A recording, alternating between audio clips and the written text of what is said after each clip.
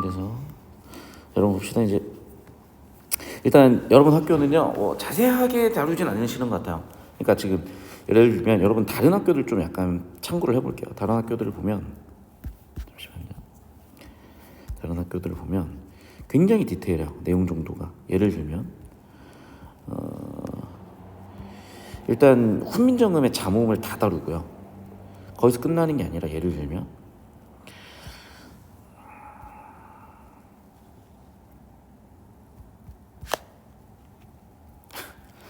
잠깐만 씨발 전혀 의도치 않은 이상하게 나오는데 네 전 여친 네 전 여친 에어드랍으로 테러한 거라서 또 희한하게 전 여친이 테러한 격이 나왔네.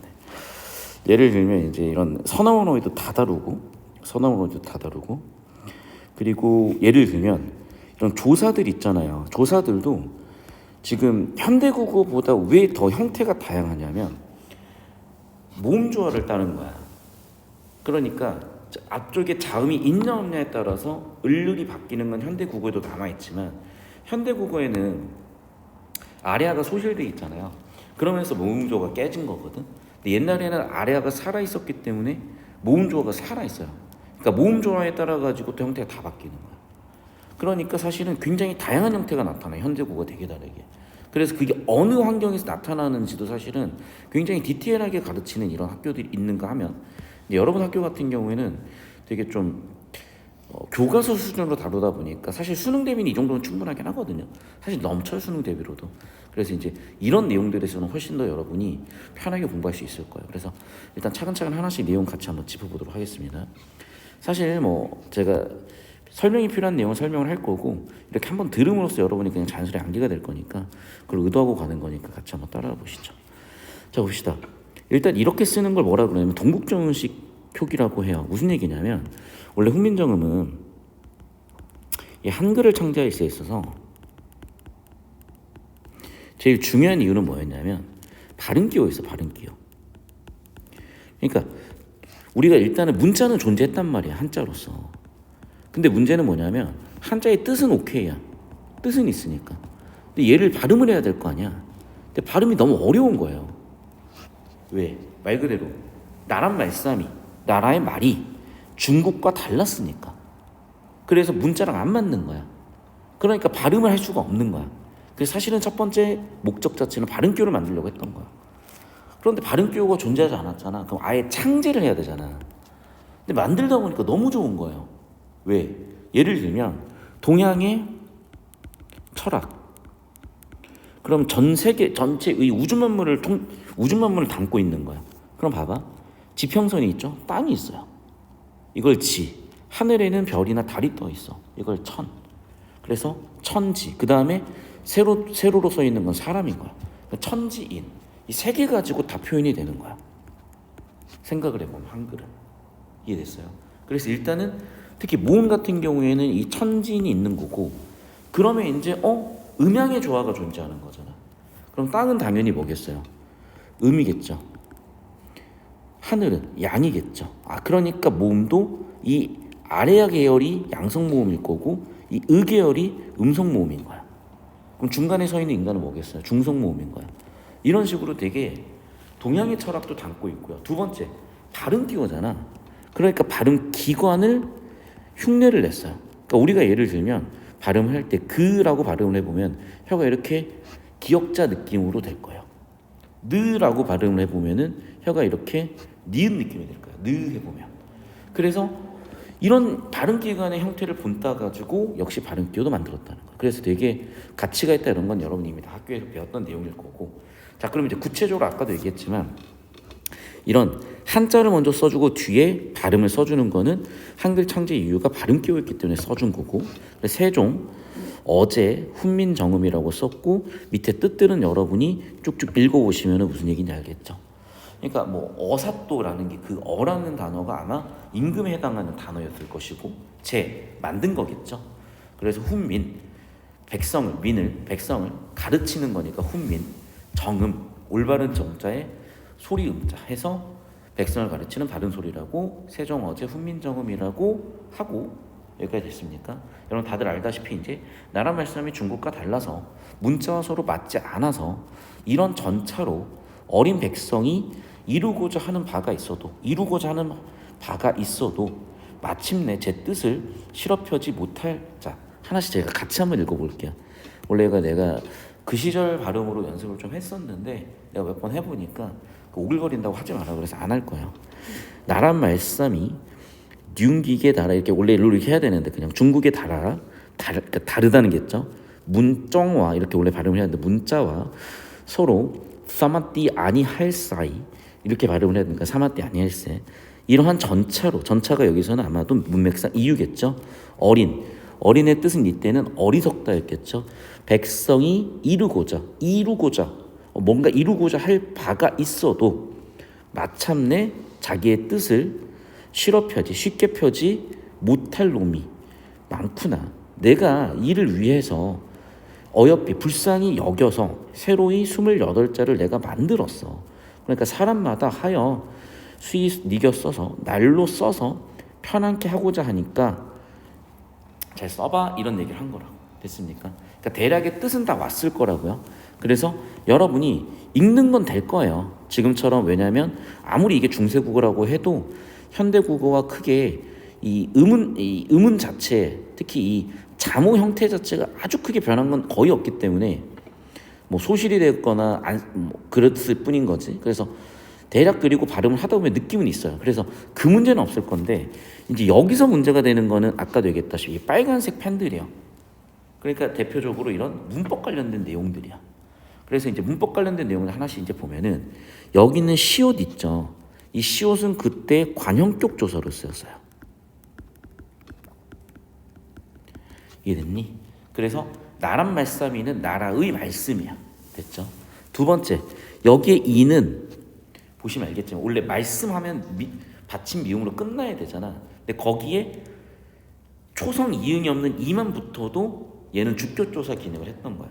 그러니까 주격조사 형태가 중세국어에는 세 가지가 있어요. 초성 있는 이가 있고 초성 없는 이가 있고 아무것도 쓰지 않는 경우들이 있어. 근데 여러분 학교에서 구체적으로 설명을 하시지는 않은 것 같거든요. 있네 여기. 그러니까 있네. 그래서 자음 뒤에서는 이라고 쓰고 그 외에 모음 뒤에서는 이라고 쓴 거예요.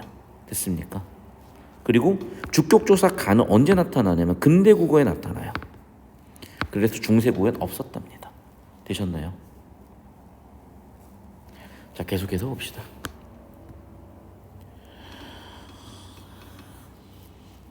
그 다음에 애라는 게 원래 부사격 조사잖아.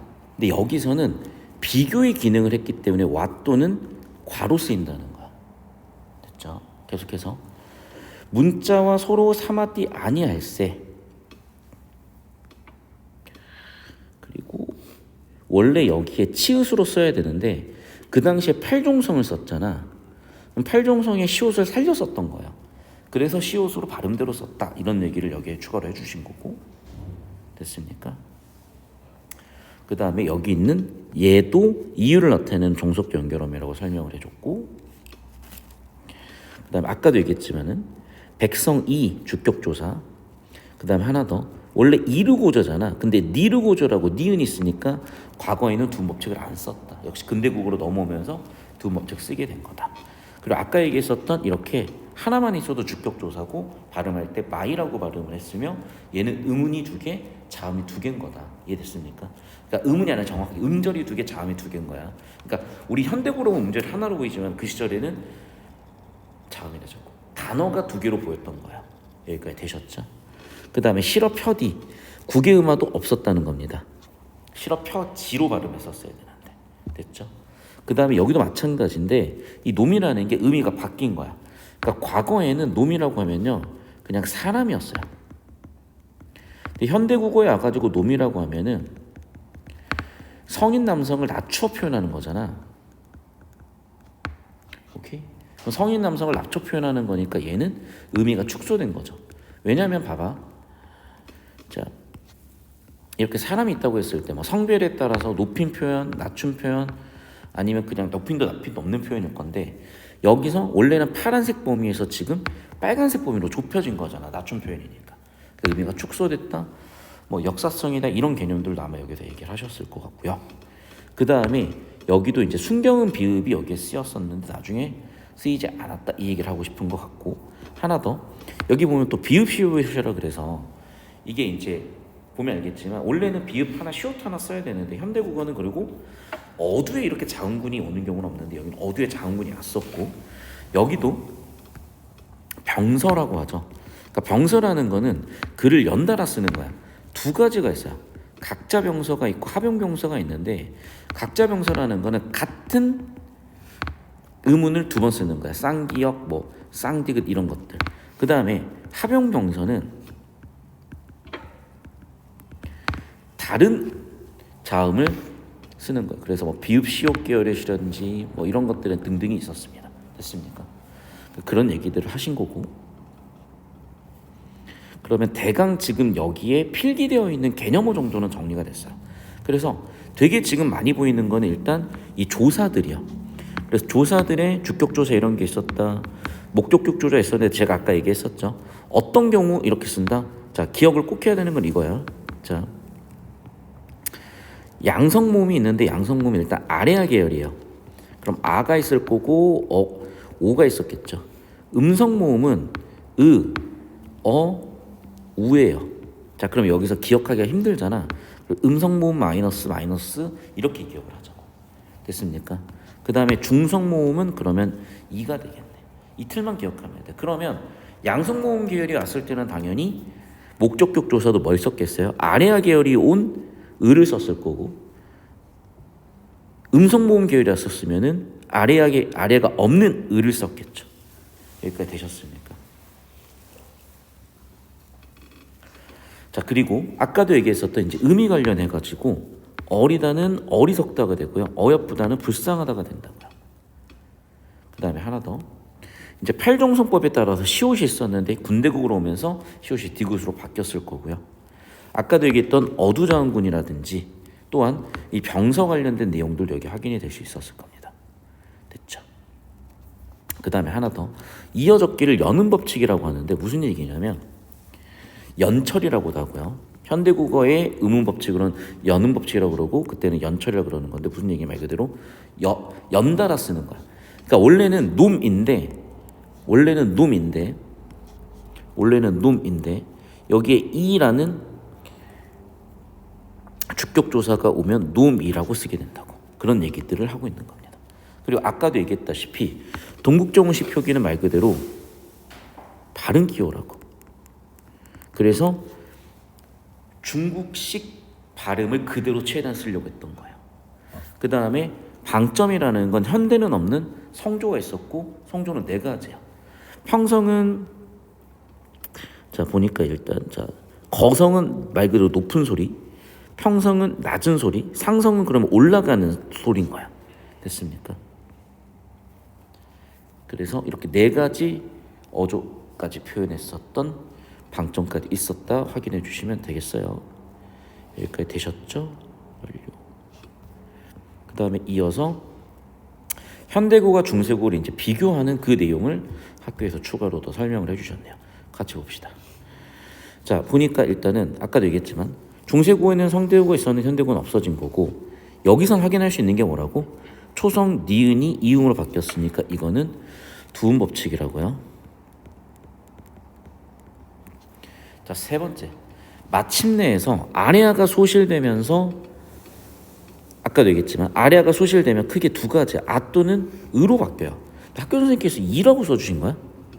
그러니까 보통 아 또는 으로 바뀌는데 선생님께서 아 또는 이로 바뀌었다고 했으니까 여러분 학교는 일단 이렇게 기억을 해놓으시고, 아까도 얘기했지만 원래 비읍 디귿 같은 어두자음군이 존재했었는데 이게 뭐로 된소리 쌍디귿으로 바뀌었다는 겁니다. 됐죠? 여기도. 그 다음에 펴디도 같은 경우 볼게요. 디귿 티읕이 모음 앞에서 지음 치읓으로 구개만인 게 구개음으로 바뀌는 구개음만은 현대국어 근대국어에 나타난 거고, 그 다음에 이것도 이제 원순모음화라고 하거든요. 무슨 얘기냐면 원래는 봐봐 스물이었어. 스물 을 해보면 알겠지만은 평평한 모음이었어요. 그래서 스물 평평한 모음에서 스물이라고 발음을 하게 돼. 그러면 우 해봐요. 우. 그러면 원순 모음으로 바뀐 거죠. 평순에서 원순으로. 되셨나요?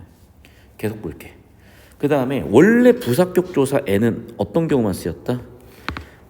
우리 같은 경우에는 장소 같은 걸 나타내는 데 쓰잖아. 근데 여기서 뭐로 쓰인 거라고요? 비교나 기준을 나타내는 와나 과 같은 걸로 쓰이게 됐다는 거야. 그걸 기억하라는 거고, 어리다가 과거에는 어리석다고, 놈이라는 게 과거에는 보통 사람의 뜻이었는데 현대국에 와서는 의미가 축소된 거라고 했었죠. 다시 어리석다에서 나이가 적다라고 했으니까 의미가 이동한 거겠죠.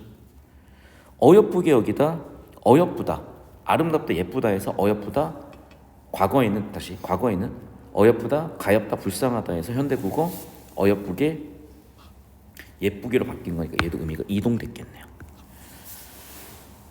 아까도 얘기했지만 이렇게 이어 적는 거를 연철이라고 했다고요. 그리고 띄어쓰기는 한 120년 전에 처음 생겼어요, 우리나라에.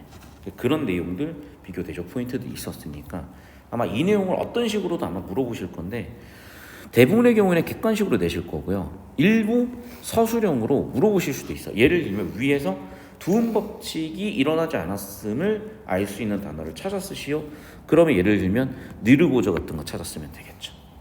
또는 이렇게 물어보겠죠. 아래아는 어떻게 바뀌었나요? 소실되면서 아와 이로 바뀌었습니다.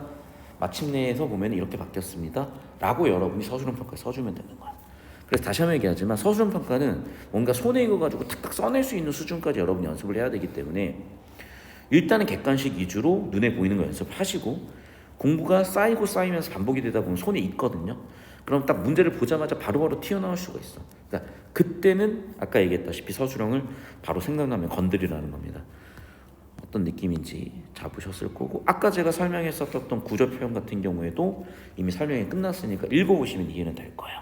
하나 더 외우고 싶고 정답률을 높이고 싶고 서술형까지 바로 하고 싶다면은 서술형 손으로 익혀보시라는 거고, 아마 이런 것도 하나를 서술형 평가 문제로 낼 수가 있는 거지. 예를 들면 나란 말씀이 이걸 해놓고 야 이거 한국어로 풀었어, 현대어로 풀었어 라고 하실 수도 있다는 거야. 되셨죠? 여기까지. 자, 그 다음에 이어서 또 볼게요. 그래서 이제 이걸 적용하는 게 용비어천가입니다. 용비어천가 같이 한번 보시죠. 용비 말 그대로 하늘이 날아서 어천, 다시 용비 하늘, 다시 용이 날아서 어천. 내가 어제 2시간밖에 못 자가지고 어천, 하늘을 다스리는 노래라는 거고, 즉 이 조선 왕조가 그만큼 위대하다는 얘기를 하고 싶은 것 같아요. 갈래는 그러니까 악장이라는 거는 궁중에서 공식적으로 사용되던 음악이야. 그리고 조선 왕조를 예찬하는 거고 잘 될 거야 송축하는 거라 그랬었죠. 주제는 아까도 얘기했지만 이 고려를 멸망시키고 조선이 생겼기 때문에 왜 조선이 건국될 수밖에 없었는지에 대한 정당성이라든지 이런 걸 얘기할 수밖에 없었다고요. 그리고 훈민정음을 가지고 만든 최초의 작품이고 총 125장으로 이루어져 있다고 합니다. 그리고 아마 여기에 나온 것들 정도 보면 될 것 같고요. 일단 1장은 뭐냐면 이 조선왕조의 조상들을 육용이라고 비유를 한 거예요. 그래서 해동, 바다 동쪽에 육용, 여기서 육용은 아까도 얘기했었지만은 조선왕조 시작부터 해가지고 위에 3대조 4대조까지 조상들 포함해서 태조 이성계를 이런 사람들 용으로 표현한 거야. 해동 육령이 일어나샤 얼마다 천복이 신이 고성이 동부하시니. 그래서 1장부터 이제 원래부터 우리 조선 왕조의 왕들은 용과 같은 존재였고 그 용과 같은 존재들이 고려 시대부터 존재하면서 자리를 잡고 터전을 잡았다. 그런 얘기를 하고 싶은 거고, 여기서 얘기하고 싶은 건 이겁니다. 이제 주체 높임의 선엄한 의미라는 게 있었는데, 주체 높임의 선엄한 의미가 시 또는 샤 같은 게 있었고, 시 또는 샤가 뒤쪽에 자음이 왔을 때, 뒤쪽에 모음이 왔을 때 쓰였다고 이거 선생님 필기 해주신 거죠. 그러니까 이런 건 이제 출제 포인트인 거예요. 출제 포인트. 그래서 다시 한번 필기를 해놓으시고, 두 번째, 불이 깊은 나무는, 뿌리가 깊은 나무는 바람에 아니 멜세, 바람에 아니 흔들리고, 꽃 좋고 여름에 하나니, 여름에 되게 많이 뭐 꽃도 열리고 많이 이렇게 풍성해진다, 이런 얘기를 한 거고요. 샘이 깊은 물은 가물에 아니 그칠세, 내가 돼가지고 바다까지 간다. 그래서 조선왕조라는 게 되게 뿌리 깊은 나무 같아서 번창하는 그런 곳이고, 조선왕조 샘이 깊은 물이기 때문에 가뭄 같은 시련이 있더라도 버티고 갈 수 있다. 그런 얘기를 한 겁니다. 그리고 여기에 이제 분석을 해주신 거죠. 그래서 여기서는 주격조사 있어야 되는데 안 쓰임을 얘기했는데 이게 지금 이 정도로 얘기를 해놓으신 걸 보면 이걸 잠시만요. 아까도 얘기했지만은 지금 주격조사 형태가 이렇게 된다는 거예요. 그리고 여기에 써놓은 걸 보니까 이거는 좀 기억을 해야 될 것 같다. 그래서 자음으로 끝났으면 뒤에 뭘 쓴다고? 이를 쓰고요. 모음으로 끝났으면 뒤에 뭘 쓴다고요? 초성 없는 이를 쓰고요. 그 다음에 이모음으로 끝났으면 이를 또 쓸 수가 없잖아. 그래서 이럴 때는 그냥 안 써버리는 거야. 세 가지 기억을 해두시고요. 그 다음에 히읗 종성체언이라는 게 있었는데 히읗 종성체언은 뭐냐면 체언이 조사와 결합을 했을 때 어떤 이유에선지 히읗이 추가가 됐었던 것을 히읗 종성체언이라고 해요. 그래서 원래는 네 플러스 인데 네 히가 된 거야. 그래서 내희가 됐다. 이것은 히읗 종성체언의 흔적이다. 혹은 히읗 종성체언을 이렇게 확인할 수 있다. 이 필기 내용을 써준 것 같고 아까도 얘기했었지만 자, 이 조사에서 은과 아래아가 들어온 은과 은이 있는데 아래아는 아까도 얘기했지만 양성모음끼리 어울려 쓰인다 그랬었고 은은 음성모음끼리 어울려 쓰인다 그랬죠. 됐습니까? 이 정도 내용 보시면 되겠고 그 다음에 이제 여기 있는 거는 단어 뜻인데 어쨌든 이 내용도 물어보실 것 같긴 해요. 왜냐 해석을 하려면 필요한 거니까. 그래서 일단 용비어천가는 이렇게 1장하고 2장 정도 정리를 해주셨고요. 그리고 현대국어로 풀어서 써줬으니까 읽어보시면 이해가 충분히 될 것 같습니다. 그러면 이제 특징을 물어볼 건데 이런 거는 딱 서술형으로 얘기 딱 좋죠. 현관펜으로 적어놨네요. 모음조가 쓰였다. 그 다음에 꼭지이은, 여린이은, 반치음, 아래와 같은 현재 쓰이지 않는 것들이 있었다라든지 글자 왼쪽 점에 성조를 표현했다. 방점이다. 음성 그 다음에 어두에 자음군이 오는 것들도 존재했었다. 팔종성법도 있었다. 현대국어 주격조사 가가 안 쓰이고 이가 쓰였다. 삽, 잡 같은 객체 높임 선어물 어미가 있었다. 이어적기 연철이 일반적이었다. 그래서 이런 내용은 아마 뭐 위에서 확인할 수 있는 현대국어의 차이점 있는 대로 골라 쓰시오. 서술형 평가로 나올 수 있다는 거야. 하나당 뭐 1점 해가지고 8점짜리 문제 이렇게 딱 내기 딱 좋으니까 이거는 꼭 반복해서 손으로 써서 기억을 하시고요. 여기 학교 선생님이 추가적으로 이제 내용들을 덧붙여 주신 건데 아까도 내가 설명했다시피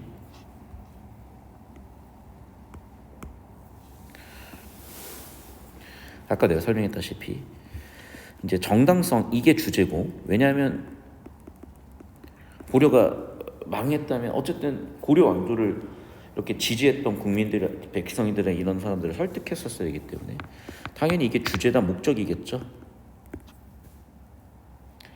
됐습니까? 아까도 얘기했지만 주제는 뭐라고? 조선 건국은 융용에서 온 거고 그래서 정당성이나 아니면 하늘의 지시라는 거야. 천의 명이다. 하늘의 지시다. 이렇게 정리해 주시면 되겠고 송축이라는 건 아까도 얘기했지만은 비는 거. 그 다음에 아까도 얘기했지만은 그 특징들 있잖아요. 모음조가 있었는지 방점을 찍어서 성조로 표현했는지 히읗 종성 체언이 있었다라든지 그러니까 그 예시를 찾아 쓰라고 했으니까 예시를 좀 기억을 하세요. 기읗 덧생긴 체언이라는 거 있는데 얘도 나무를 뜻하는 나무에서 모음을 시작하는 조사와 결합할 때 기역이 덧붙였다. 그래서 남근이라고 썼고 얘를 남간이라고 썼고 얘를 기역 덧생긴 체언이라고 선생님께서 써주셨기 때문에 얘도 꼭 기억을 해두세요. 주격조사는 이결만 쓰였다. 간은 안 쓰였다. 이런 얘기를 하신 것 같고 이후에 종속적 연결어미 쓰였다. 각자 병사라는 건 얘기했었죠. 같은 의문을 반복해 쓰는 거. 이어적기 연철을 썼었다. 됐습니까? 이런 내용들은 다시 한번 선생님이 학습지로 정리해 준 거니까 방금 필기한 내용 꼭 기억을 해두시고요. 그래서 일단은 지금 여러분 중세고 관련해 가지고는 학교에서 그냥 이 정도로 건드려 주신 것 같아요. 그래서 다른 학교에 비하면 그렇게 깊이 없는 내용이라 여러분 일단 여기 필기된 내용 정도만 2-3번 정도 반복해 보시면 도움이 많이 될 것 같습니다.